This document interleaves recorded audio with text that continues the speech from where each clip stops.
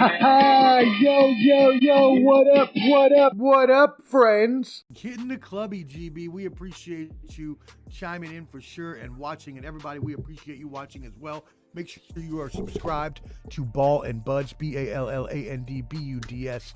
You can find us on YouTube and Instagram. Please go subscribe and follow. That being said, let us move on to our final category of the night and the hardest one to decide for Clubber D by far. We had some amazing candidates for this. So let's go ahead and get started. First of all, in your upper left, I don't even think I need to say his name, but for those of you who may not watch that much boxing, that is the man, Terrence Bud, the illest you know what from Nebraska. That's right. Crawford, who beat Earl Spence, as Clubber D mentioned earlier, in his last fight on July 29th with a TKO in the 9th round to retain his welterweight undisputed championship.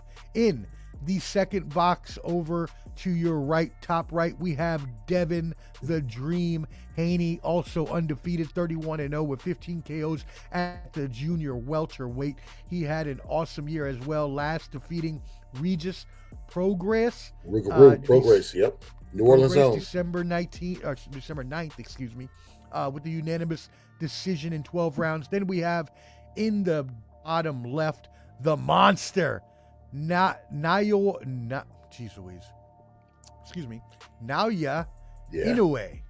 who is 26-0. I'm sorry, I apologize. Please don't beat me up. Please. It's tough. It's tough. He is the junior featherweight undisputed champion. And by the way, similar to Amanda Serrano, who is a 7 weight class champion, I believe the monster is a 5 weight class champion. Is that correct? Or 6 now? Yeah, I think he started at featherweight, maybe at 115 or or maybe right below that. I used to weigh that back in 87, but yeah. Okay, you never weighed that ever, not even out of the womb. That being said, on December 26th, Inoue beat Marlon Tapales. That was just a few weeks ago. Clubber D did preview that fight. That was a KO in the 10th round. And then finally in the bottom right, you have Anthony Joshua, who just recently defeated Otto Wallin after knocking out Robert Helenius, which Clubber D and I watched live in New Orleans. Yep. So that being said, my friend, some amazing boxers here who, they all had great years and could all be the winner here. What are your thoughts on each of those fighters, and who is your winner? Well, I'll start with Anthony Joshua. I think that picture right there is from when he beat, I want to say, Pure. It was a long time ago. So it may be. I'm trying to think the fights. I kind of remember that one. I think it's Pure or Klitschko. Either way, Anthony Joshua, man, this guy, he's fought 3 times. He's bounced back from losing to Usyk twice.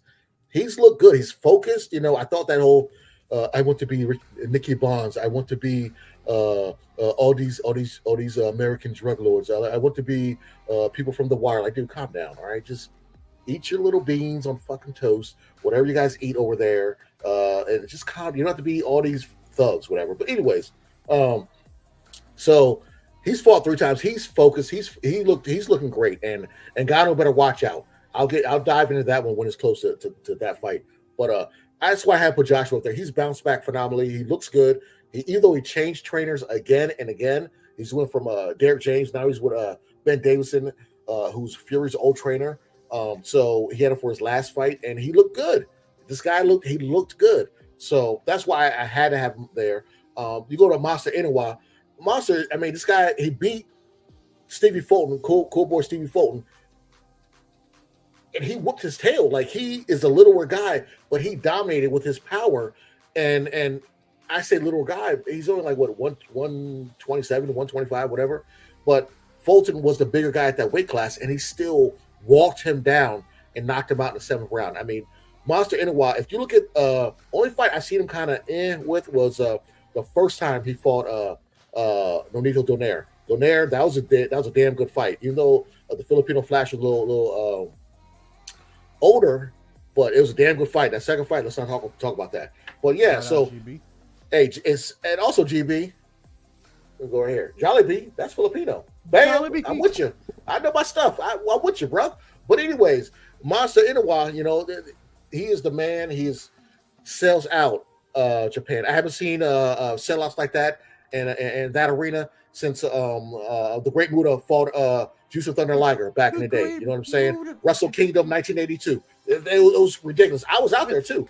You know, I spent the missing air, but it was really just hair grease. But anyways, let's go to Devin Haney. This man defended his undisputed championship against Lomachenko and won in a close fight. Haters. It could have been a draw. If you gave it to Lomachenko by one, yes, I could understand that. Beta Bob. But he won. Okay? And then he moves up at the weight class, not the one he should be in, but at least a weight class that he's more comfortable at. Because remember that Lomachenko fight, he had to weigh in 3 times just to make that weight. This man's only 25, 26 years old, 3 times undisputed champion, won the belt in enemy territory against Kambosos in Australia, defended it against Kambosos in enemy territory. Okay, took less money for these fights, came to America, defended it against Lomachenko, and then now he's moved up to 140 and has a belt already, has a WBC belt that he beats their boogeyman at the time before Matias Regis Prograis, who had his only losses to Josh Taylor, which is kind of controversial. But he lost to him overseas with Josh Taylor before he came undisputed. He was kind of boogeyman, nobody wanted to fight, and made him look. It was like he put on a boxing class against him. Okay, so that's why we got Devin Haney up there. And last but not least, Bud Crawford, the illest, you know what, from Nebraska. You heard Method Man from Belly. Okay, Bud Crawford had been chasing Earl Spence for 5 years. We heard every excuse in the book why Earl Spence said he could not fight Bud. Hey man, you on the other side of the street. You don't fight for PBC. Hey man, I'm gonna go the easy route. I'm gonna fight Sean Porter and Danny Garcia and things like that. Hey man, I got in a car accident. I this. I that. Then the fight finally happens, and you got taken to school, Earl Spence. Okay. Now recently you're coming out saying that you had to get another eye surgery, and Bud Crawford's like, look, we had to do physicals going through this stuff. Don't try and make all these excuses. If you wanted to fight me 5 years ago, it could happen. You try to age him out because Bud's 35 or 36 years old now. You guys try to age him out, and it didn't work. You got your butt whooped, okay? You won 1 round, and that was the first round. After that, dominated by Bud Crawford. Bud Crawford, to me, is my favorite fighter right now, okay? He's been my favorite fighter for years. Every time Earl Spence would fight, Bud would be in the crowd. They wouldn't let him in the ring because he wanted to challenge him. When Sean Porter crossed the street and fought Bud Crawford, Earl Spence was in the crowd, a little drunk. And when they went after Bud Crawford won, Earl Spence left. He didn't want to go in the ring. So act like this is why I tell people, all you people out there, I said this earlier and I'll say it again. All you Tank Davis, PBC / Earl Spence, you know what, huggers. You guys had those Colgate flavored K-cups for your coffee because your breath stinks. Your nails are dirty when you update and you troll people all day because you do nothing but update Facebook and your socks instead of working. I'm tired of y'all talking mess. Call a spade, okay? I like these guys as fighters, but they don't act like fighters. They act like, oh, nah, man, I don't want to fight that guy. Belts don't matter. That's another thing we've heard from them. If belts don't matter, why are you like, what's the point of boxing? Like, that's just the way of you saying, I don't want to fight the guy at the belt because he might whoop my ass. You know what I mean? Right. It's so corny. But yeah, Bud Crawford, that's the 4th guy. And damn it, let's go to that winner. Club bangers.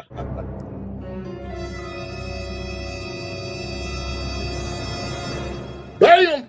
Club you see it. bangers. That's right. Bud Crawford. You know, the main reason why, even though he fought earlier that year against Apparition, and then he fought, I think it was a year before December. Either way, he fought Earl Spence. The reason why I have him as my boxer of the year over Haney, Inoue, or Joshua is because if you look at all the fighters that they fought, nobody is pound for pound top 5 like Earl Spence was. Earl Spence was higher rated than any other fighter, okay? This was a fight that all the hardcore boxing fans and most casual fans wanted to see. Even though UFC had they had a card the same day, which was stupid, but it did well. So this is why I have Bud Crawford, and he dominated. He didn't just win; he whooped his ass and knocked him out. I think in the 7th round. He didn't knock him out, but the ref stopped it. But it was he put ass whooping on him. It was an ass whooping. I mean, I thought he owed him money or something like that. It was bad. It was like that. Yeah, it was. But Bud Crawford, he will get a Clubby. He's just building a house right now. I'm gonna send one in the mail. Bud, I got you. I hope that your next fight, if it be at 154 or if you stay at 147, I know Boots Ennis is talking stuff. I know Teofimo Lopez had the audacity to say something about you. Devin Haney mentioned you, but I hope that doesn't happen because Haney's not ready yet. So do what you need to do. If you got to move up to 140, 154, cool. But the rumors of him fighting Canelo, oh, please, no. Don't do that. That's a bit much, huh? 147 to 168, guys, like people are, oh, yeah, man, hey, Terrence has a chance. No, he doesn't. No. There's weight divisions for a reason. We just saw Charlo from 154 move up to 168. Get his ass whooped. Please. Yeah. Canelo will allow that fight to go like 4 rounds, and then it'd be over with. So just no. Well, but yeah. In honor of Terrence Crawford, let's give him a little Booker T action. Listen up, man. The fact of the matter is this: on the five-time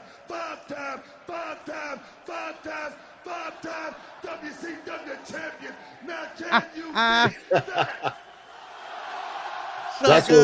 That's those 5 years of Earl Spence running. That's what that was. Yeah. And so shout out to Terrence Bud, the illest you know what from Nebraska. Crawford, your Clubber D's Boxer of the Year and Clubby Award winner will be sent to your house, sir. Thank you for tuning into the Combat Sports Awards. Now, we are not done yet. I don't want you to leave, but we are done with the award portion. Clubber D will be mailing those awards out to all of the lucky recipients. $5,000.